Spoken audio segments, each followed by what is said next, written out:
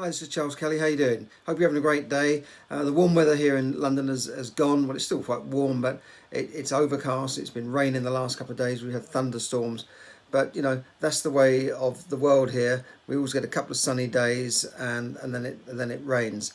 I think the, uh, the cold weather makes and the bad weather that we have here and the bad winters in Britain and many other countries almost sort of makes people evolve and become more uh, and become more ingenious and more inventive to cope with the elements, and that seems to make people countries where you have bad weather become more inventive and economically more successful in the long run. I don't think there's many countries in the world which are purely tropical where you can just go out and pick fruit off the trees, or you just put a line in the sea and the fish is there and the weather's sunny all year round. That's not conducive to make you want to sort of build big buildings and invent air conditioning, invent all sorts of things. So that's just my little theory there. But if you think of the countries, the UK and Northern Europe, as opposed to Southern Europe, which is not so successful, and North America, as opposed to the Deep South and South America, have been disastrous economies over the decades and centuries. Japan and China are in colder parts. They're slightly further north, whereas countries further south in Asia perhaps not done so well. So I'll leave it at that. That's my little theory of the day.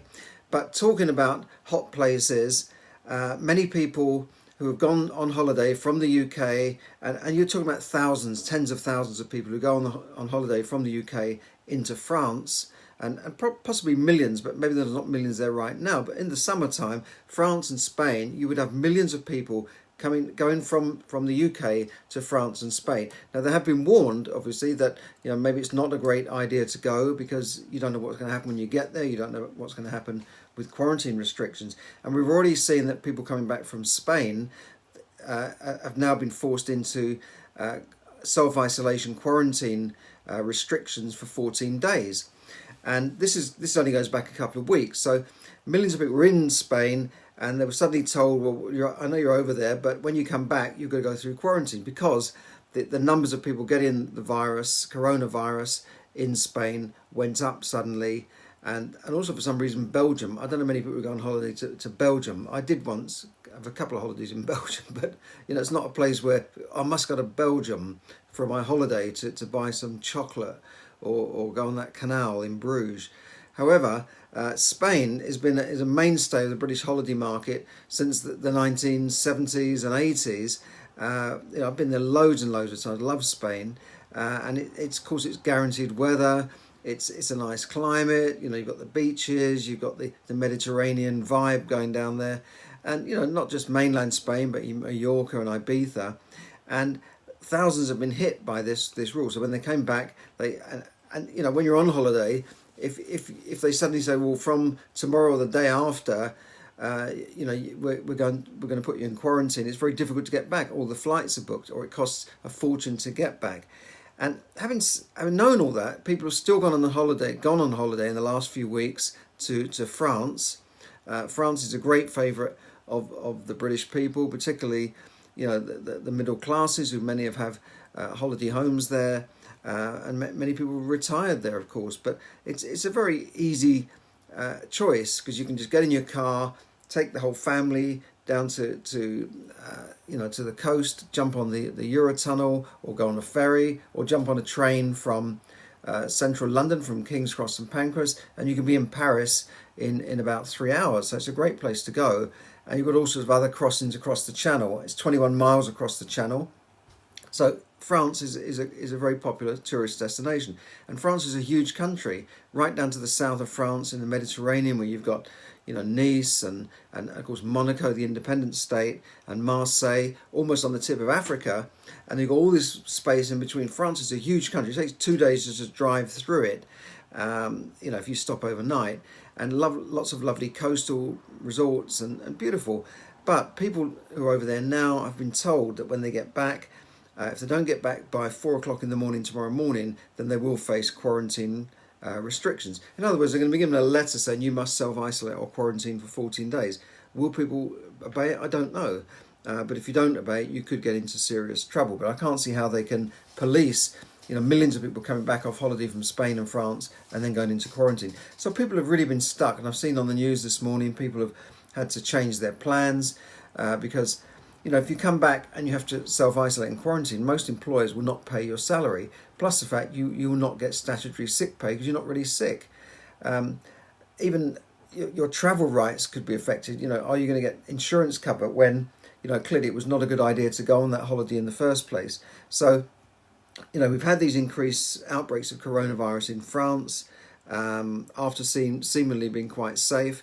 Most of these have happened in big cities like Paris and Marseille, but they've just done a blanket thing over the whole of France. And also people going to France will also be forced to quarantine. So if you've got a holiday booked to France and you go there, you're going to be put into this quarantine. Now, can you get your money back? Well, that depends on how you booked your holiday. If you booked a package tour with TUI or one of those companies, and it includes your flight and your hotel and everything, then maybe, because the government has changed the advice and the travel advice.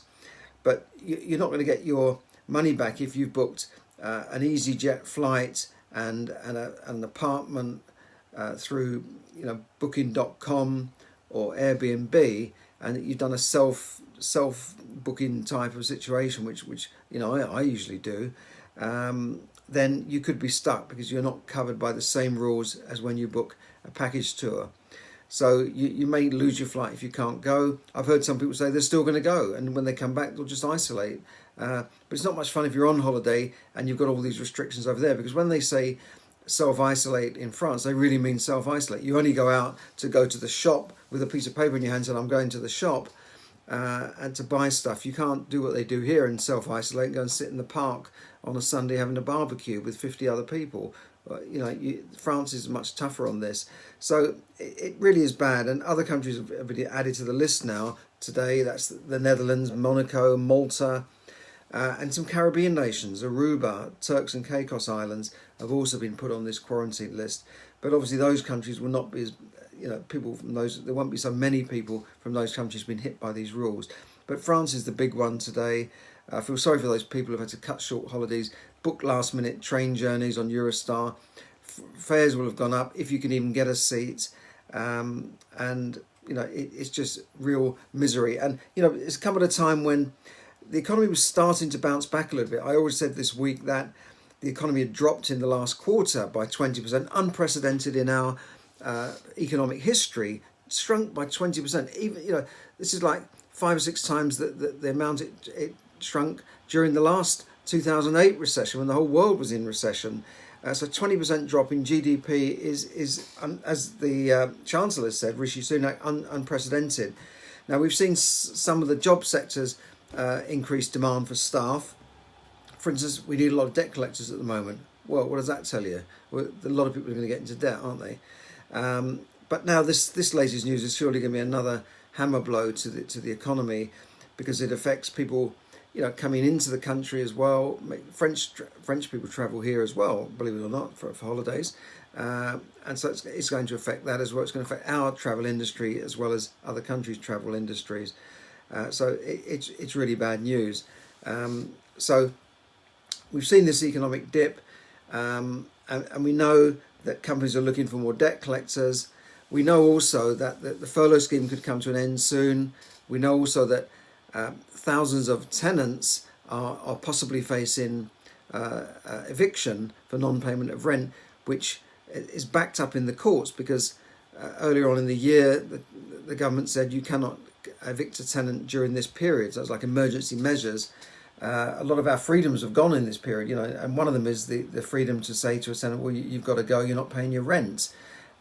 So that when that comes to an end, there's going to be a huge backlog of people being evicted.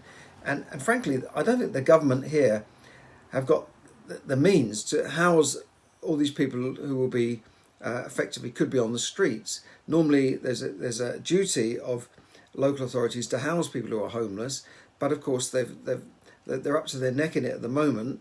Plus the fact you've got, hundreds of migrants coming across the sea, across the channel from France, believe it or not, ironically, and arriving every day during this good weather and saying, I'm a refugee. Now, whether they are or not is neither here nor there. The fact is, when they get here, they have to be put into housing. And what they've been doing, some of these people have been put into 4-star hotels, Hilton hotels, believe it or not, and fed and kept safe. And there's a company called Serco that deals with a lot of these type of contracts. They've got a contract for £2 billion to house migrants over the next few years. So you might see many of your local hotels, particularly the smaller ones, closed for business because they're exclusively dealing with migrants. Now, the reason I mention that is that where are people going to go if they are homeless, put out on the streets by their landlords? Where are they going to go? You've got a similar situation in America. People have been given holiday periods for their mortgage payments, as they have here, holiday payments or periods of grace for their rent. But that's got to come to an end at some stage, and then the stuff can hit the fan once landlords then say, right, well, we want possession because we're not getting rent paid. So we'll have to see what happens there. This week, as I said, we saw some bad news about the economy shrinking 20%, but we saw some good news that jobs were picking up a little bit. Not just debt collectors, but other types of jobs as well. We saw retail sales grow in July. And there was some other ominous news that 1 in 3 large employers were considering more redundancies. And redundancies has actually soared 5-fold. So we've now got nearly 3 million people unemployed claiming benefits. That is putting a severe drain on the economy. It's going to cost 300 billion over the year. That money's got to come from either printing more money or borrowing more money, and this is why the government have kept interest rates low to just over zero, because they're going to be paying this money back that they keep borrowing at low interest rates, and then they can print the money to pay it back as well. It almost sounds like fraudulent, really. I mean, if you or I did that, say, I've got some money for you, I'll print this money out, it would almost be considered fraud. You get locked up for it. But this is what countries are doing. This is what America's doing. This is what Britain's doing. This is what the EU is doing. So ultimately, you're storing up more trouble for the future. So we shall have to see.